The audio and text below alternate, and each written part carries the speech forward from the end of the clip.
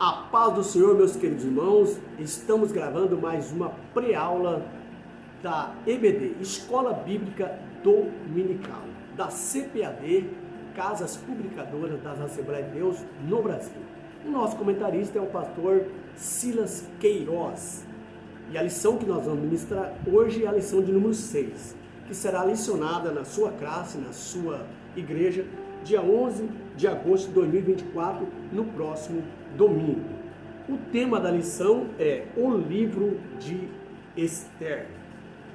Os únicos livros bíblicos que traz o nome de mulher no seu título é o de Esther e de Ruth. São os únicos na Bíblia Sagrada, ok? E nesta lição de número 6, nós vamos estudar o livro de Esther, porque da lição de número 1 até a número 5 estudamos o livro de Ruth.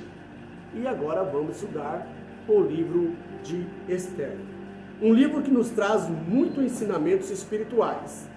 E algo inédito que acontece nesse livro é que, apesar de vermos nitidamente o trabalhar de Deus, o Todo-Poderoso, no livro, porém, em nenhum momento do livro é mencionado o nome de Deus. Ou seja, ele trabalha nos bastidores. Tá? Nós vemos as providências de Deus o tempo todo no livro, mas não é mencionado o seu nome, ok? E tudo isso nós vamos estudar e aprender nesse livro de Esther. Fique conosco até o final do vídeo e com certeza você vai adquirir muito subsídio e aprendizado para ensinar na sua classe, ou você que é aluno, aprender e tirar nota 10 na sua sala. Como é de costume, o nosso comentarista, Silas Queiroz, ele também divide a lição em 3 tópicos principais. Primeiro, a organização do livro, com 3 subpontos, ou 3 pontos. Segundo, o contexto histórico, com 3 pontos também. E terceiro tópico, o propósito e mensagem do livro, com 3 pontos, ou 3 subtópicos, 3 subpontos, como você queira, Os objetivos da nossa lição são 3, tá? Primeiro, apresentar a organização do livro de Esther, explorar o contexto histórico do livro de Esther e expor o propósito e a mensagem do livro de Esther. Esses são os 3 objetivos da lição. A nossa leitura bíblica em classe está em Esther, capítulo 1, versículo 1 ao 9. Não vamos ler para nós ganharmos tempo. Essa lição ela é um panorama das outras lições, ok? Então aqui nós temos um resumo dessa lição, uma introdução para dar início às demais lições, onde nós vamos aprofundar sobre a história narrada do livro de Esther, ok? Introdução. Concluímos o estudo de Ruth, ok? Foi até a lição 5. E nesta lição iniciaremos o estudo do livro de Esther, que vai até o final das lições 13, ok? Ruth é cheio de referências expressas ao nome de Deus. Esther, por sua vez, tem uma característica singular e sempre destacada a completa ausência do nome de Deus.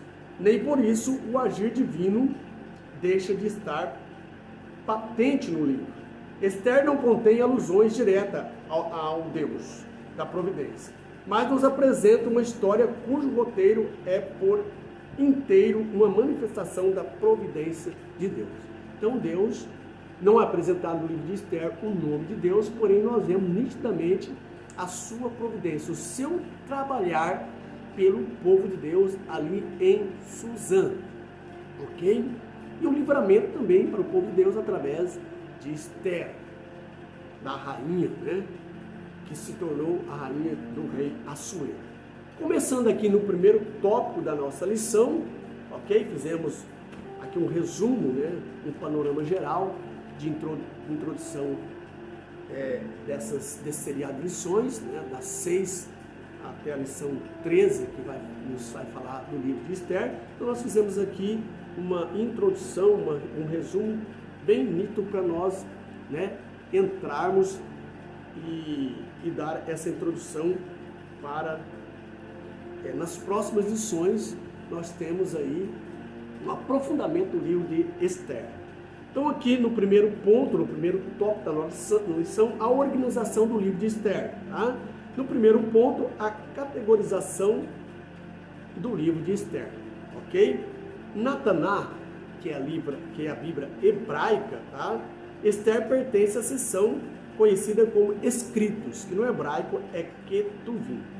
A Taná tem 3 seções, que são ensinos, profetas ou proféticos e escritos. São as 3 seções da Taná, que é a Bíblia hebraica dos judeus. Torá, o que é Torá no hebraico? É o Pentateuco, são os 5 primeiros livros escritos por Moisés. Os profetas, os livros proféticos, que são Neviim, no hebraico, Neviim, tá? E escrito, que é no hebraico Ketuvim, certo? São essas 3 seções. Essa terceira parte, Ketuvim, é formada na Bíblia hebraica por 11 livros, ok? Que são Jó, Salmos, Provérbios, que são os 3 livros poéticos. Né? Estamos falando aqui dessa terceira parte porque é onde está situado o livro de Esther. Tá? Depois vem Cantares, Rute, Lamentação, Eclesiastes e Esther. Tá?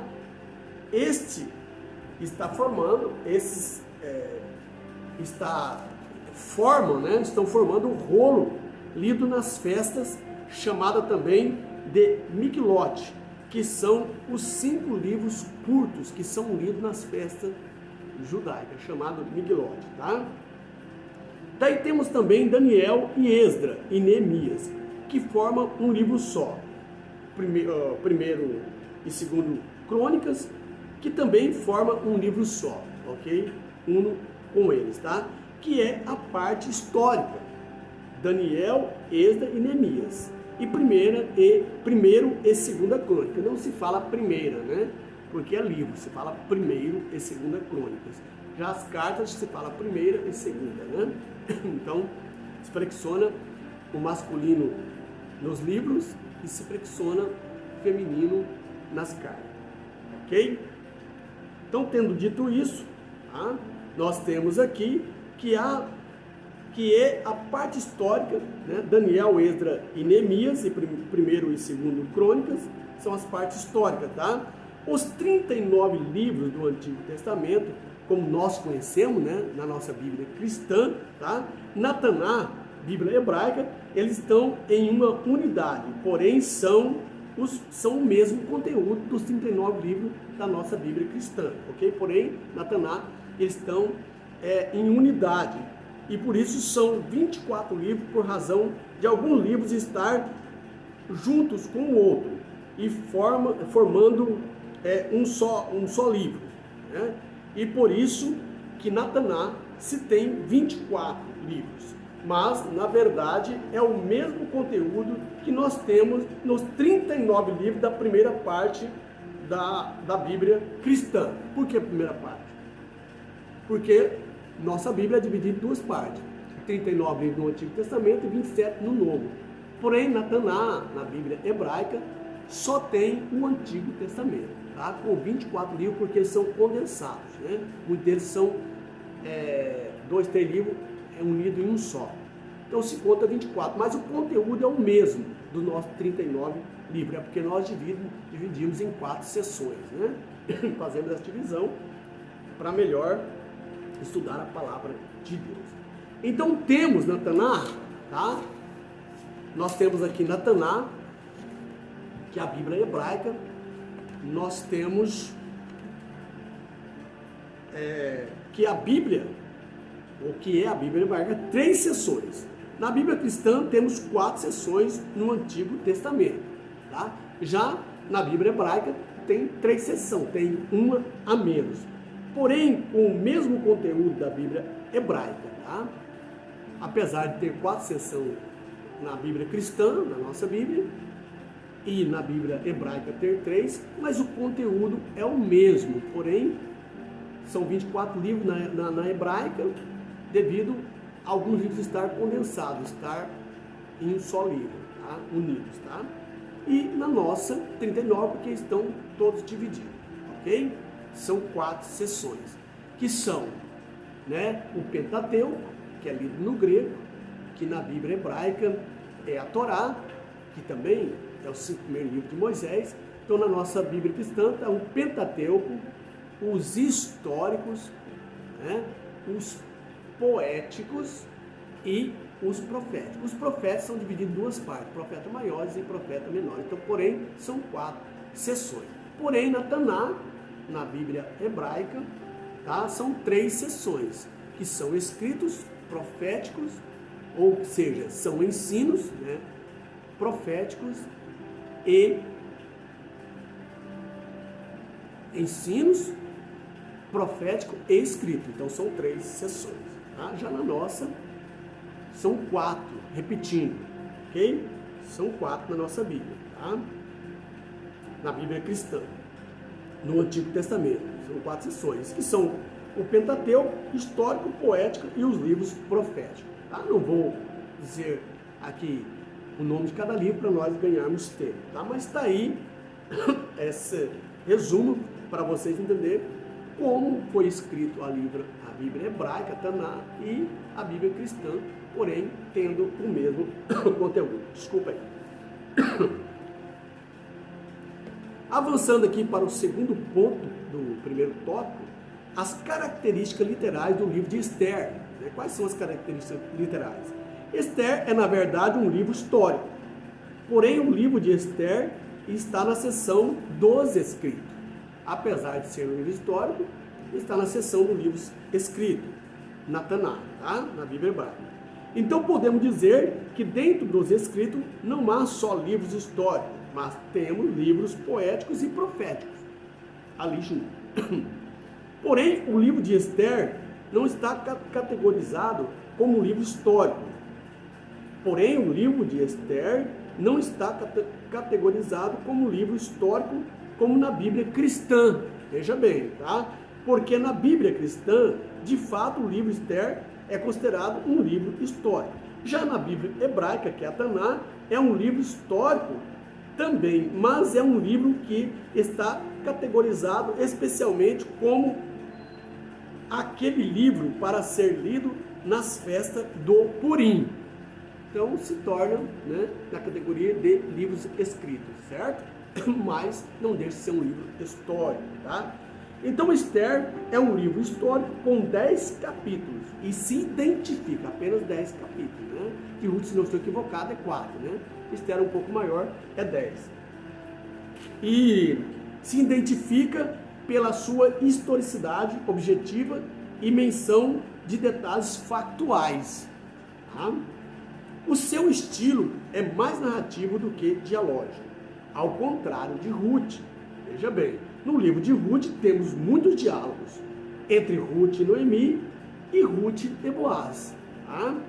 Já no livro de Esther não se vê diálogo, mas sim a narração dos acontecimentos. Então o livro de Esther é mais narrativo do que dialógico, enquanto o livro de Ruth é ao contrário, é mais dialógico do que narrativo. Então nós vemos no livro de Ruth diálogo entre Ruth e Noemi, o diálogo entre Ruth e Boaz, né? Então ele é dialógico. Porém no livro de Esther, um narrador está narrando e contando a história do livro de Esther. Então há um narrador, não há diálogo, mas mais uma narrativa, ok? Contando os fatos. No terceiro e último ponto do primeiro tópico, autoria e data. Vamos ver agora a autoria e data do livro de Esther, ok? O autor do livro de Esther é desconhecido, tá?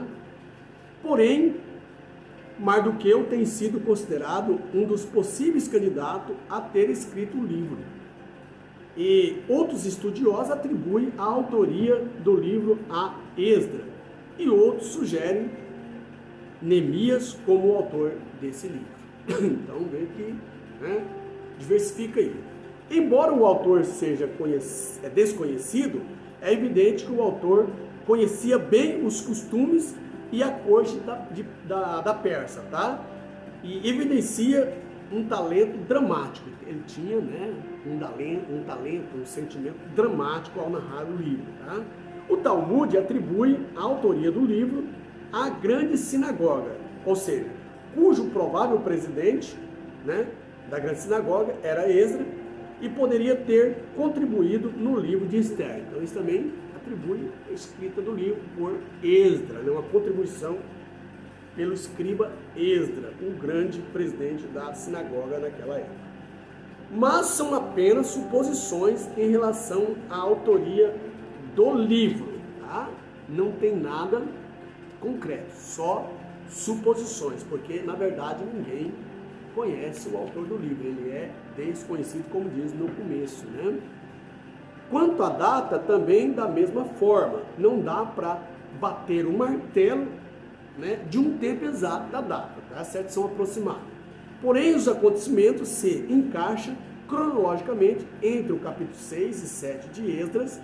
Eles ocorreram entre a dedicação do templo de Jerusalém, 516 a.C., e o retorno de Esdras, 408 a.C., depois da morte de Ciro. Dário reuniu e organizou o vasto império persa. O seu sucessor, o rei Assuero, ele reinou desde 486 até 465 a.C. No terceiro ano de Assuero, a rainha foi deposta, a rainha do rei Assuero, Vasti, tá? E no sétimo ano desse rei, Assuero, Esther foi coroada como rainha, e no 13º ano de Assuero, houve o livramento do judeu. Foi aonde, né, Naamã arquitetou aquele plano para destruir, para matar todos os judeus, e Deus mudou a sorte, né, trazendo um livramento para o povo de Deus. O chamado Purim, que se intitula, tá, esse livramento foi chamado Purim, que se intitula o nome de festa, ou seja, a festa do Purim, né, ou do livramento, né? Fizeram festa porque Deus mudou a sorte do povo, tá? Naamã é quem morreu, certo? Na forca que ele tinha preparado para Mardoqueu, e o povo de Deus, através de Esther, do jejum, da oração de Esther, Mardoqueu, foi livre da sentença que Naamã tinha feito, né? Para destruir o povo de Deus, para eliminar, para exterminar o povo de Deus. A festa Purim relacionada com esse livramento. Daí podemos entender que o livro de Esther pode ter sido escrito após a morte do rei Assuero, em 465 a.C., quando os seus relatórios foram colocados nos livros da história dos reis, né, que era o costume, né? Então significa, né, Purim significa sorte. Foi justamente o livramento dos judeus nas províncias de Suzã. Olha aí, né? Que maravilha, né? Então, há uma suposição, uma aproximação, que a data do livro seja, né, em 465 a.C., né, quando os relatórios foram colocados no livro dos reis, né, após a morte do rei Assuero. Então, está aí, né, uma data aproximada. Avançando para o nosso segundo tópico da nossa lição, ok? Aqui no segundo tópico nós temos o contexto histórico do livro de Esther. Primeiro ponto, o povo hebreu no exílio. Tá? Então vamos ver aqui o contexto histórico do livro de Esther, o povo hebreu no exílio.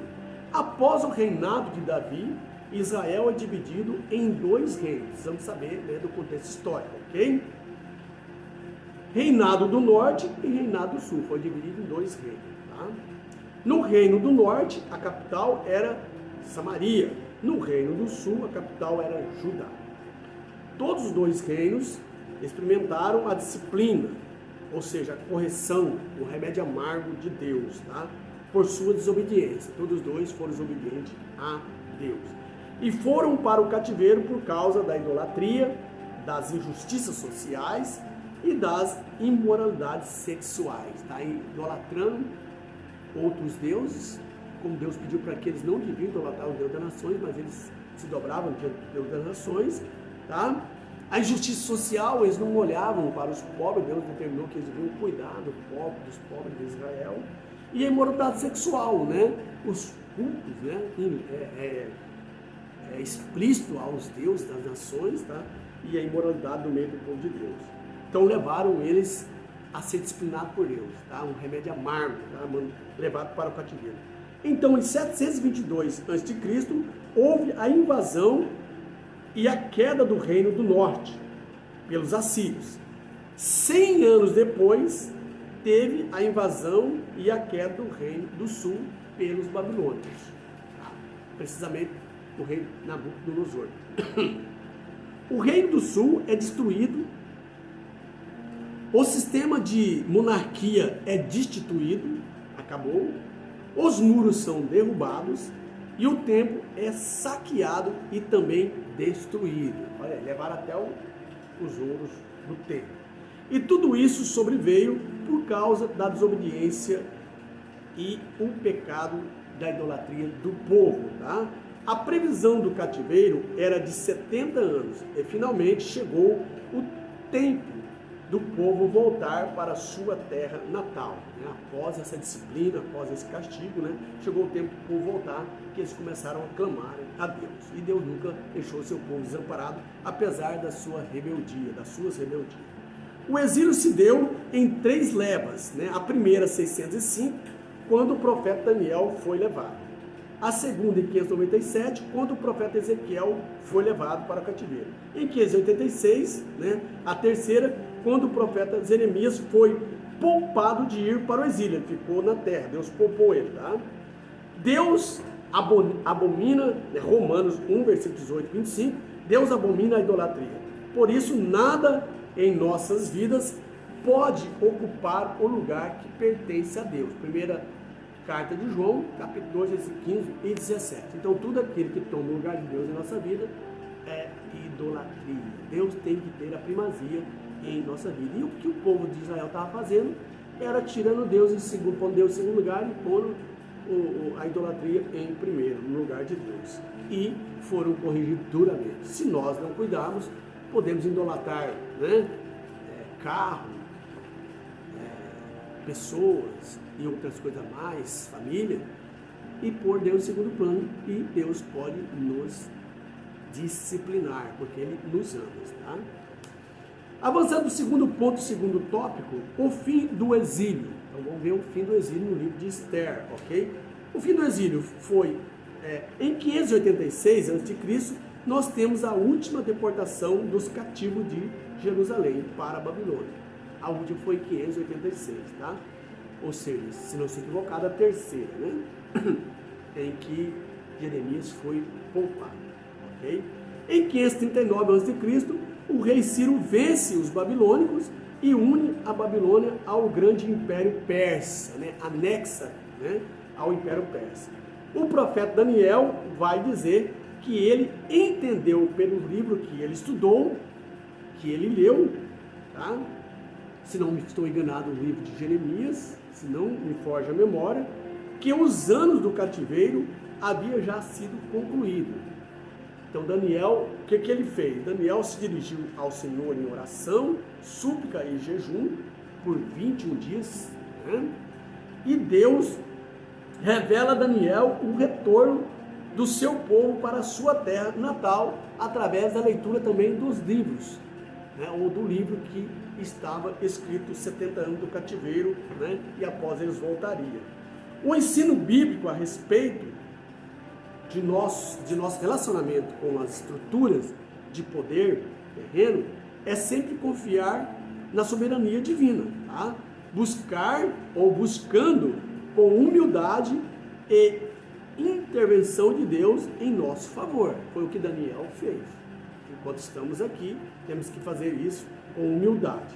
Agindo assim, poderemos ter uma vida quieta e sossegada em toda piedade, né?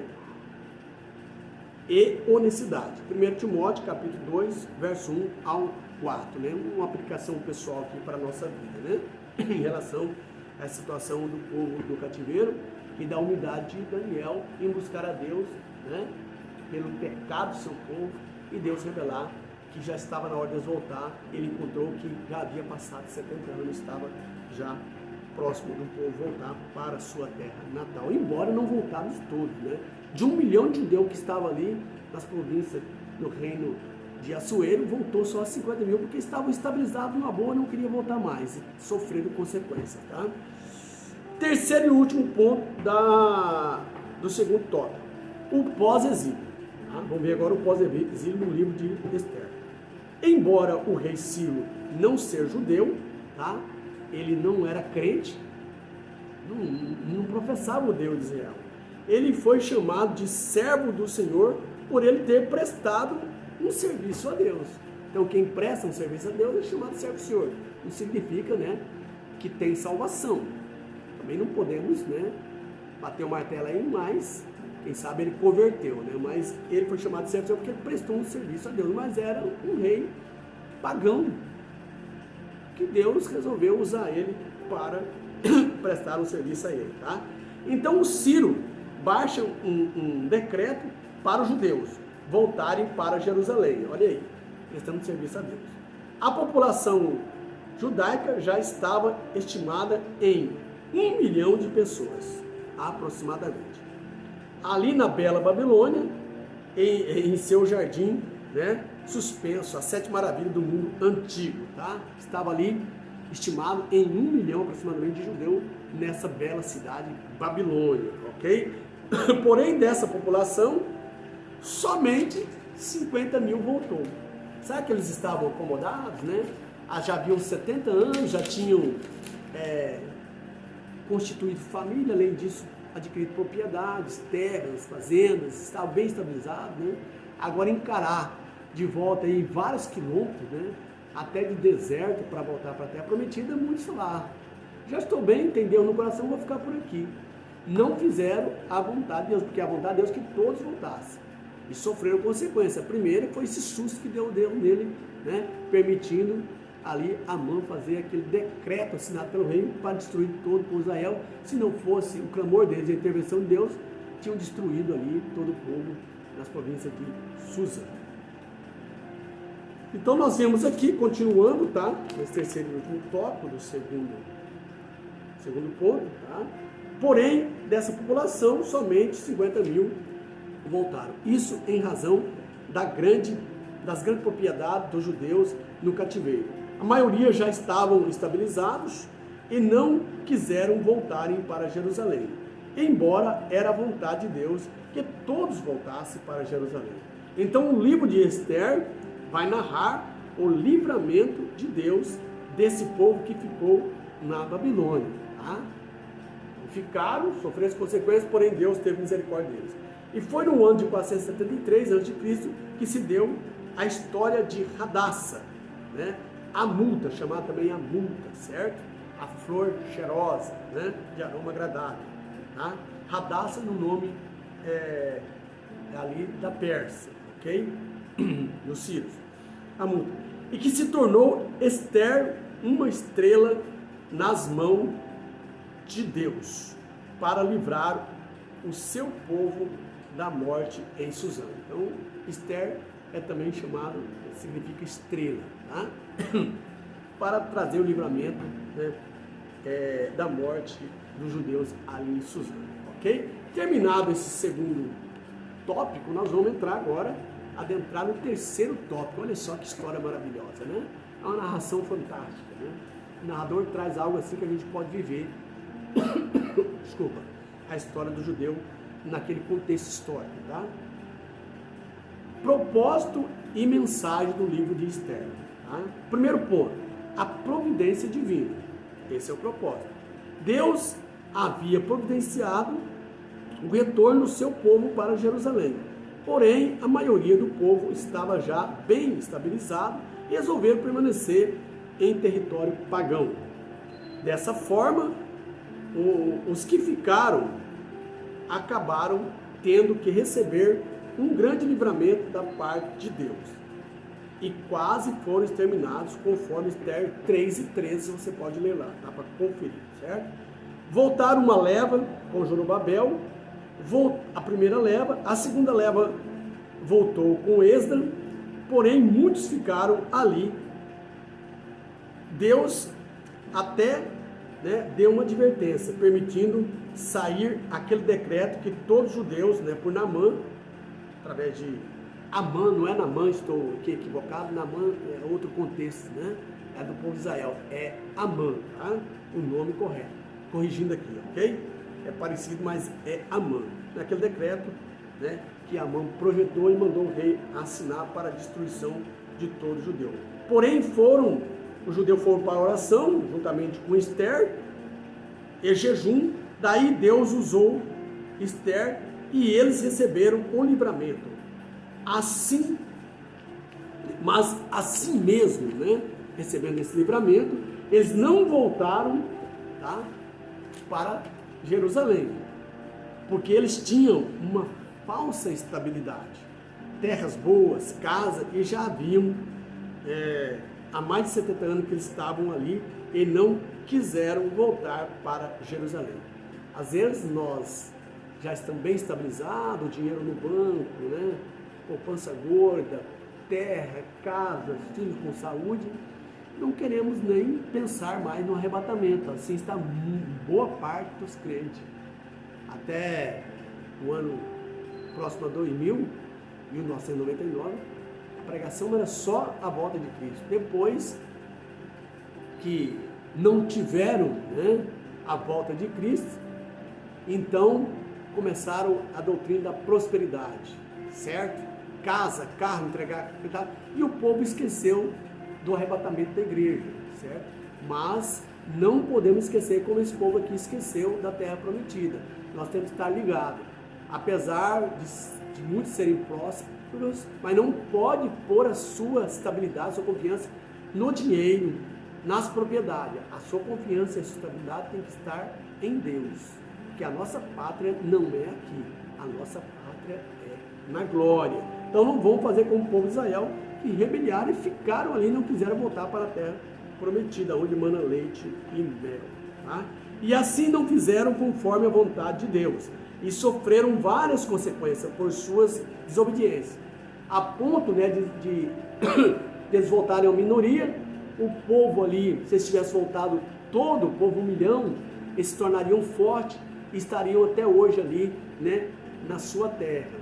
Mas eles foram, se não estou equivocado, nos anos 70, foram invadidos ali, foram destruídos, dispersaram, né, a diáspora para todo o mundo, e só foi constituir nação novamente, Estado de Israel, em 1948, por causa da sua desobediência. E Deus sempre avisando o seu povo. Então não vamos cair na desobediência, mas vamos ser fiel para estar preparado para o arrebatamento e não ficar no reinado do anticristo aqui e sofrer as consequências, ok? Então não fizeram a vontade de Deus, foram desobedientes, tá? Avançando para o segundo ponto desse terceiro e último tópico, tá? No segundo ponto, uma falsa estabilidade. Então vamos ver aqui essa falsa estabilidade no livro de Esther, tá? A estabilidade do povo de Deus dependia de estar cumprindo a vontade de Deus. Jeremias 30 e verso 20. Essa é a perfeita vontade do Senhor, tá? Então, a estabilidade do povo de Deus é estar cumprindo a perfeita vontade de Deus. Essa estabilidade do povo de Deus não é bens materiais, dinheiro, casas, fazenda, não, tá? É fazer a perfeita vontade de Deus. A estabilidade do povo de Deus não pode estar baseada em circunstâncias materiais. Isso é verdade, tá? A estabilidade do povo de Deus tem que estar baseada na palavra de Deus, né? E na vontade de Deus. E é na vontade de Deus que o povo é abençoado. Olha aí, meus queridos. Então nós temos que estar com a nossa estabilidade, nossa confiança em Deus. Não fazer como o povo de Israel, que sofreram duramente a consequência, porém Deus teve misericórdia do povo de Israel. Finalizando essa lição maravilhosa, onde você teve um panorama geral, né, de todas as demais lições que nós vamos entrar, a partir da lição 7, aprofundar mais sobre os detalhes, né, factuais do livro de Esther. Então aqui é só um panorama para você ter uma ideia como vai ser maravilhoso navegar nessas 5 lições que nos restam, tá? Até a lição 13, ok? Então vamos aqui à conclusão do livro de Esther, dessa lição do livro de Esther, tá? Lição de número 6. O livro de Esther nos lembra de que vivemos neste mundo, mas não devemos confiar em suas estruturas, olha aí, tá? Todos os reinos deste mundo passarão, porém aqueles que servem ao Senhor e confiam nele permanecerão eternamente. Então o mundo tem data de validade, mas os que confiam em Deus não tem data de validade, vão viver eternamente, ok? Daniel 2, 37 e até o versículo 45.